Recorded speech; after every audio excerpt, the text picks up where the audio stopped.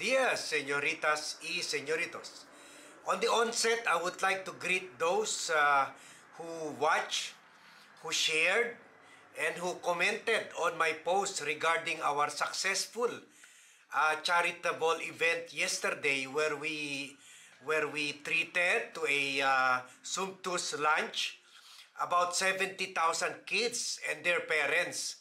And nakakataba po talaga ng puso, and we feel so touched and sympathetic sa mga bata kasi yung iba po ay punit-punit po yung mga damit nila. So they're really very poor dito, and to see their faces brighten up, to see their excitement in participating in many of our parlor games, and also eventually to receiving their gifts. Iba po talaga. It really makes you happy. It really enriches your soul. Kung pwede po, sa totoo lang, ganun lang dapat ginagawa ni VAT. At pati sa vlogging po, dapat puro lang tayo positive. Puro lang tayo non-toxic issues. At sa trabaho naman, puro negosyo lang si VAT na nakakabigay ng trabaho dito. And I'm happy to announce that since opening, soft opening nitong East Zamboanga Business and Events Place or Easy Place ng family namin, we already employed 6 to 10 employees directly and indirectly, pati yung mga concessionaires nila.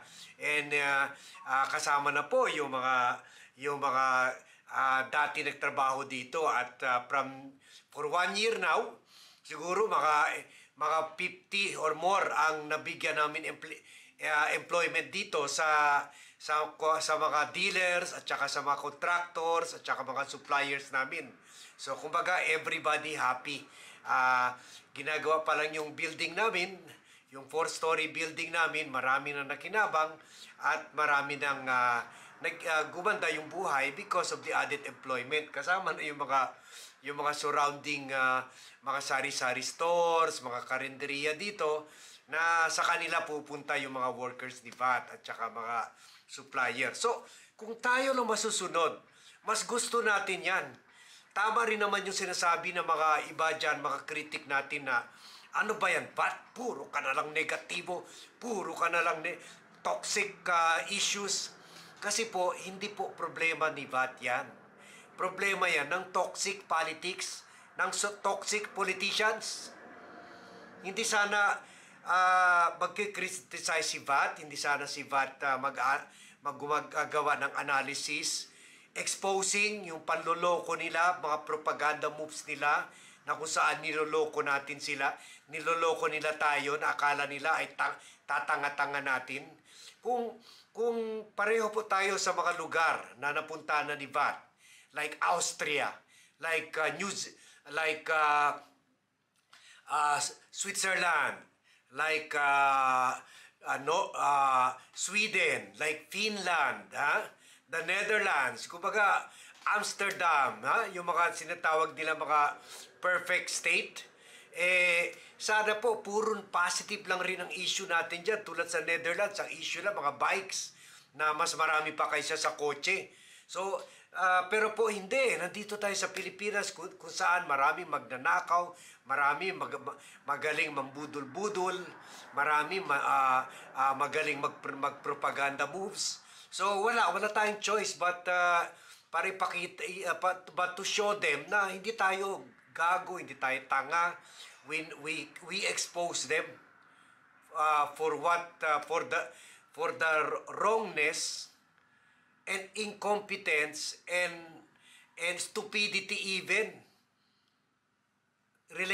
relative to the statements or actions they are inflicting upon the Filipino people. So isa na po dito ang gusto natin i-expose ay ito po yung parang twin sampal na coming from Senator Robin Padilla at saka Senator Amy Marcos dito sa NTC. Nagkakwan sila, naka-double job sila dito sa NTC na kinondena nila. Ang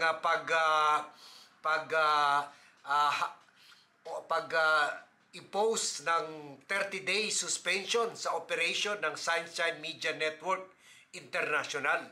At listening and reading their statement, parang magandang pakinggan, pero if you look at it deeply, it also shows yung how wrong the Bobotantes were in voting for them. Tulad dito sa kay Robin Padilla, ang issue niya ay wala daw due process at wala daw sinabi yung NTC yung sapat na dahilan kung bakit sinususpend nila yung SMNI para hindi na tuluyan gagawa ng damage to the public through false information, through fake news, through red tagging. Pero ang problema dito, hindi niya binasa yung resolution ng Congress that became the basis for the closure and also yung order ng NTC. Kasi nandun nakalagay na talaga. Pero yung kung ano mga basehan na yan. Pero sige, basahin pa rin natin statement ni Robin. Sabi niya, na hindi daw sa order daw ng NTC, hindi ito nagpakita na how this is necessary to avoid serious and irreparable damage or inconvenience to the public or to private interest. Sabi ni Padilla na chairman pa naman ng Senate Committee on Public Information and Mass Media. At sabi pa niya, and I quote, "The baseless issuance of a 30-day suspension order is a transgression of SMNI's right to due process, which will result in serious and irreparable damage to it and its employees, no less." Yan. So kung if we listen to Robin, maganda naman ang pahayag niya. Sana ganito sana ang pahayag na binigay niya, yung pinag-iisahan, inorderar ng idol niya na si former President Duterte at pinag-isahan ng mga congressmen para ispasara yung ABS-CBN.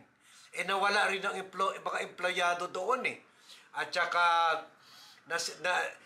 yung closure noon also resulted in the irreparable damage sa ABS-CBN mismo. So, misplaced talaga itong statement ni Robin Padilla dahil parang double standard siya. Ngayon, nagpuputak-putak siya sa SMNI, pero we know that this same issue also applied to the closure of SMNI na wala ng trabaho, pagkatapos walang due process, pagkatapos wala talaga clear reason kung bakit kailangan i-close sila. Except for the fact that gusto ni Duterte ispasar sila dahil hindi siya pinagbigyan ng campaign season, hindi siya pinagbigyan ng mga airtime at chinarge daw siya ng mahal. Syempre, gano'n naman talaga negosyo ito eh. So, kung binasa sana ni Robin Padilla, sabi pa kanya dito, in the absence of proof of serious and irreparable damage or inconvenience to the public or public interest, sana daw, hindi daw sana pinasara, pero klaro naman yung order ng both yung Congress at saka ng SMNI na bakit pinasara nila. Dahil number one reason ay, at bilinag na natin ito, ay they are deliberately disseminating false information, fake news, at saka yung mga red tagging. So this is very dangerous to the public. Mas lalo na yung pagsaside nila sa China at pananabutahin nila sa position ng Philippine government relative to the interests of the government in its fight against China. So this alone is a very serious issue. Hindi pa natin matagdagan dyan yung panawagan for severe disobedience at non-payment of taxes ni former President Duterte. Yung paghikayat niya ng military to rise up against the Marcos government. And also yung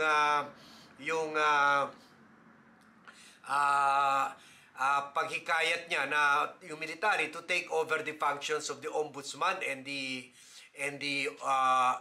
commission on audit, to do audit on for the military to do audit on the congressmen and also to do lifestyle check on the congressmen. So very clear and present danger yan.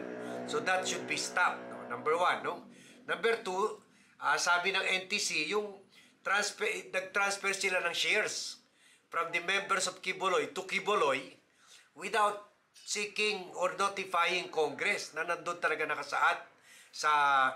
So this is aimed at stopping other media companies to do the same abuse, to commit the same abuse. At yun rin, failure to offer at least 30% of its stocks para sa publiko para hindi sila maging monopoliya. Sinabi nila, nag-offer daw sila sa empleyado nila sa kooperatiba ng SMNI. Pero yung pala, 0.016% lang pala, hindi 30%. So, hindi pa 1%. So, ibig sabihin, 99% si Quiboloy pa rin ang may controlling interest diyan na hindi dapat kasi parang yun nga lumalabas parang diktador siya at parang nagmumonopoliya siya. So ito very klaro. So sana next time magbasa naman si Robin Padilla yung mga dokumento diyan ng Senate resolution and NTC order bago magputak-putak kasi klarong-klaro talaga na niloloko niya tayo. Hindi natin alam, baka deliberately, kung wari hindi niya alam, hindi niya nakita ang basehan, deliberate niloloko tayo or hindi talaga niya nabasa. Kaya basta sige na lang. Sige, protektahin natin yung SMNI. Ganito sasabihin ko, bahala na, ganon. Basta lang, mema lang, may masabi. At ganon rin ito. Si Amy Marcos na nakakabilib sana sa kung if you read it at face value parang ngayon siya parang fighter for press freedom na kasi ang sabi niya na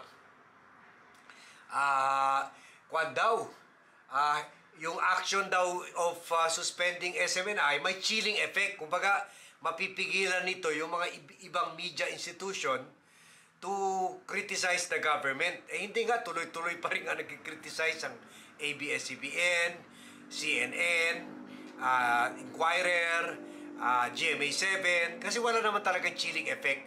Kumbaga, na-suspend ang SMNI dahil talaga may kasalanan sila at alam na natin yan lahat. Pero yung mga ibang institutions naman ng media, hindi kinalaw kasi hindi naman gumagawa ng abuso katulad ng kasing serious ng abuso ng SMNI.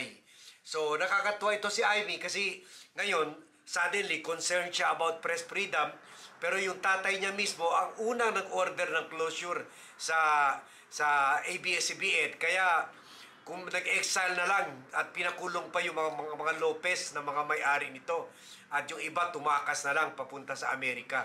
Bumalik na lang sila at nirecover ang ownership ng ABS-CBN from Marcos Cronies nung after the EDSA Revolution.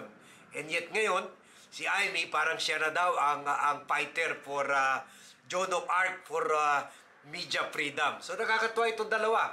That's why we are exposing them na they are the last persons to be talking about press freedom kasi si Amy sumuporta rin kay Duterte, very close siya kay Sara Duterte at si Robin Padilla gano'n rin close kay Duterte na mga at si Amy anak ni former President Ferdinand Marcos, that lahat talaga enemies of the media.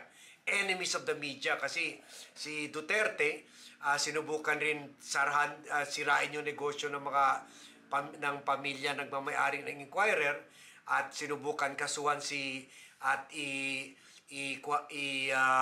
persecute si Maria Ressa at pati isara yung Rappler. Hindi lang sila nag-succeed. So double standard itong dalawa when it applies to ABS-CBN, when it applies to President Marcos Sr., when it applies to President Duterte, okay lang. Pero ngayon, SMNI, versus NTC, hindi okay. SMNI na may make news na may violation sa franchise, may violation sa ownership, provision ng corporate structure nila, hindi pwede. So, that's why, please share this vlog para ipakita natin dito sa dalawa na hindi tayo mangmang, hindi nila tayo mabola dahil alam nila yung alam natin yung mga background nila at dapat istadihan muna nila yung mga issues bago magputak-putak sila sa mga issues na ito. So please also don't forget to subscribe to the Vlogcaster Armadin YouTube channel. Thank you for watching and see you in my next vlog.